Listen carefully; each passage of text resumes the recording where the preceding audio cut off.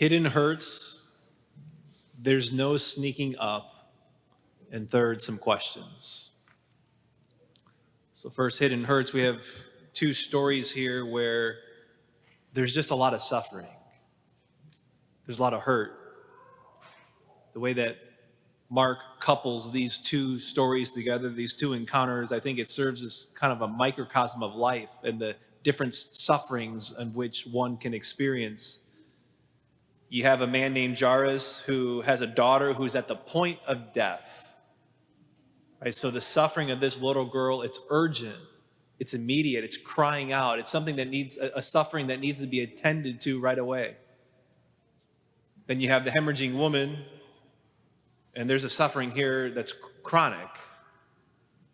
Text says that she's have had this now for 12 years, an ongoing suffering. These are obvious sufferings that we can easily pick up from the gospel here, but can you see the hidden sufferings? The hidden hurts that are here? You know, the text says that this hemorrhaging woman, that she suffered greatly at the hands of many doctors. She spent all she had, and she was not helped, but only grew worse. So you can hear like the fight in her. Like there's an exhaustion. There's a psychological suffering in this woman. She's bleeding, it says, so it's to know that back then that meant that she was unclean. She probably was no longer living at home with her family. She was isolated. She wasn't in communion. She was cut off. Shame she had around the inner thing that was happening, this inner thing going on. She had a hidden hurt.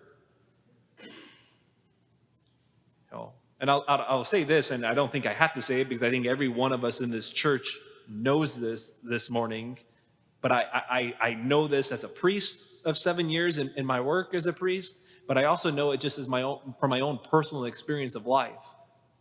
And that is that it's the hidden hurts that are often the most serious, the most painful, that cause the lingering problems in life. And every single one of us has hidden hurts. It doesn't matter what household we grew up in. Even if it was like up here, none of us have been loved perfectly. The way Sister Miriam James talks about it, she says, all of us have had at times love withheld or love withdrawn in our lives. Or the way I think about it is that all of us have had things said to us or not said to us or done to us or not done to us that's left marks. And then we have hidden hearts. They're not on the surface, of which everyone can see that that are out there, but they're there and they're crying out for attention. And they oftentimes manifest themselves, and the hidden hurts manifest themselves in a whole set of ways. One of which is that oftentimes the hidden hurts are there from the things that we do that we don't know why we do. Why do I do this? Why do I look here? Or why do I act this way? Oftentimes it's the hidden hurts. And what it is doing those things or saying those things, or how they manifest is oftentimes it's jumping ultimately from one doctor to another doctor to another doctor, and us realizing that it's not getting better, but it only grows worse. We all have our hemorrhages. We all have our hemorrhages. Places that we know deep down keeps us from being fully alive. Like receiving the depth of love that we know that, like deep down, that we know we're capable and that God wants us to receive. And also deep down, being able to give love to the extent that I know that I long to give and that God wants me to give.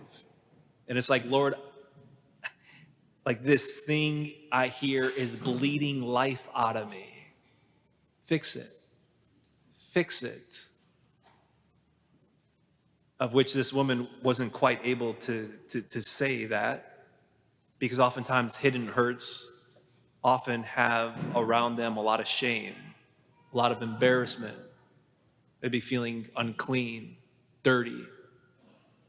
So this woman decides, I can't handle anyone else knowing the deep hurt or the past of what's really going on. So what I'm going to do is I'm just going to sneak up on him.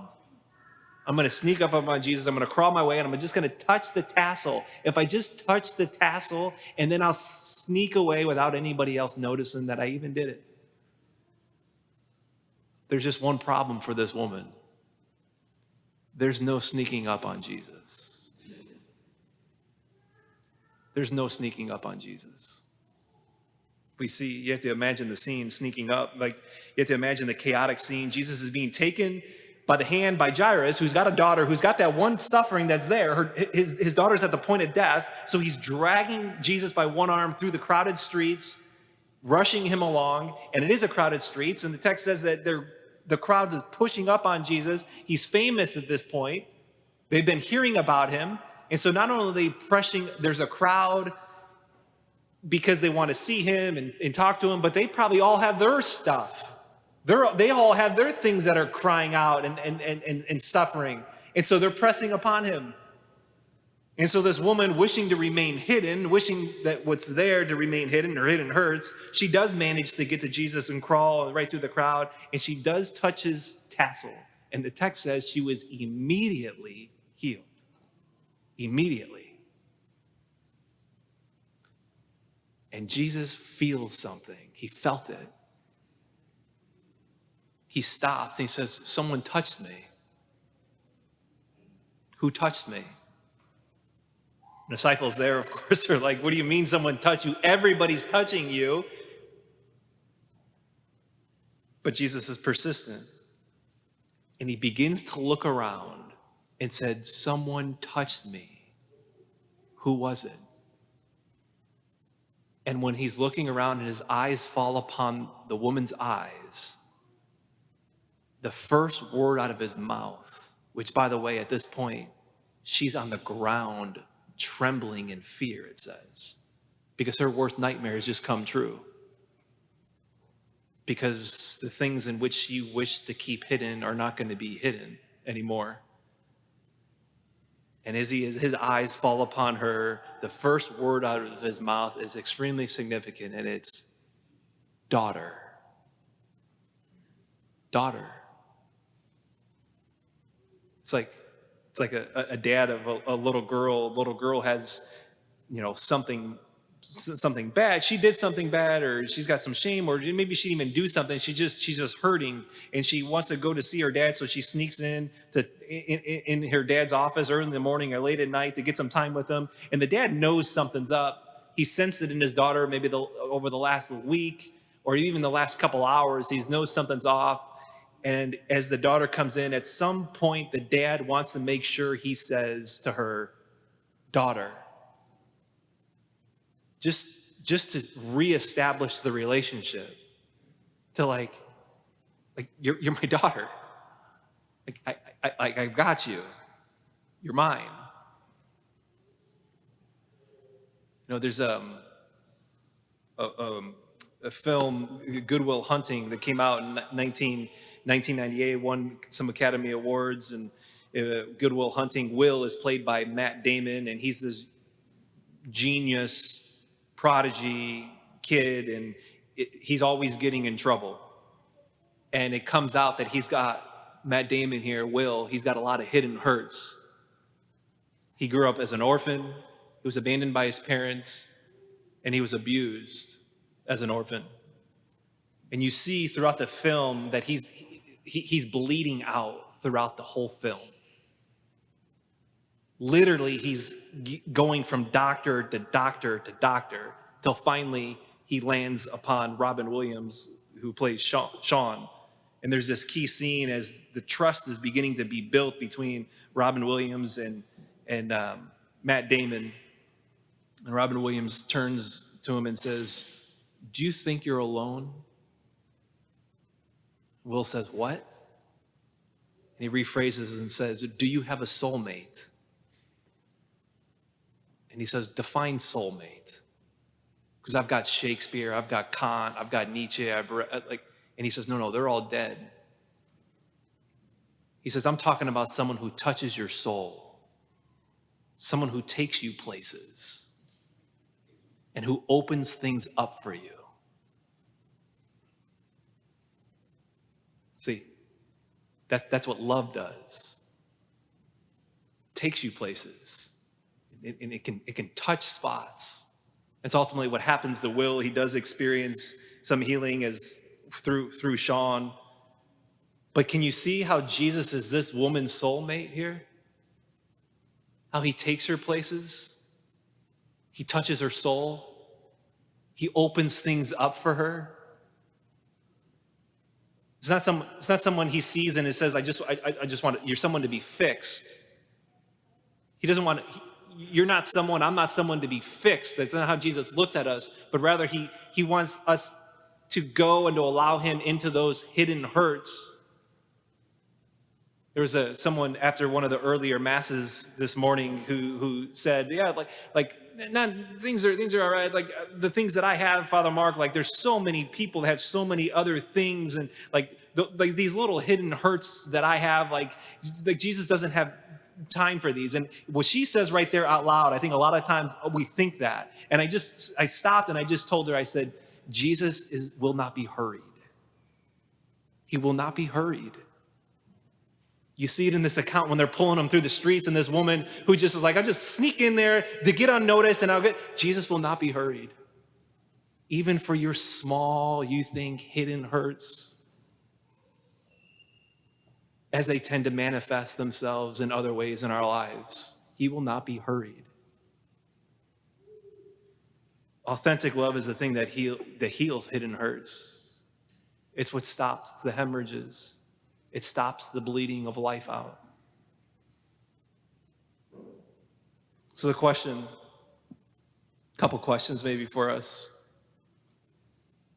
A question for us to ask the Lord in prayer and to sit with, even at the rest of this liturgy or throughout this week in prayer, is just to ask, where do I hurt?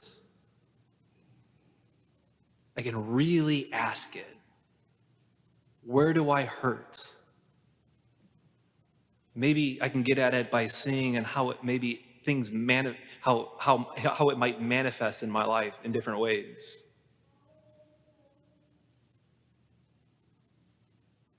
What's the one area in my life that's crying out for attention? And most of us, I'm increasingly convinced that most of us just don't live at a deeper level of the heart. And we don't notice, so we don't give it time. But we've got to become aware of the hidden hurts. This question may ultimately be, am I ready to stop? Am I ready to stop going from doctor to doctor to doctor? Might I be able today to muster up enough courage to try to sneak to him? To sneak up on him. And if you do, what you'll find is that he's the one that's been sneaking up on you the whole time. Because he just wants to love in that spot. He wants to love you in your hidden hurt and touch your soul and to bring you places and to open things up for you. To call you daughter, to call you son in that spot. So take the step toward love, reach out to him, touch him, and have the hemorrhaging stop.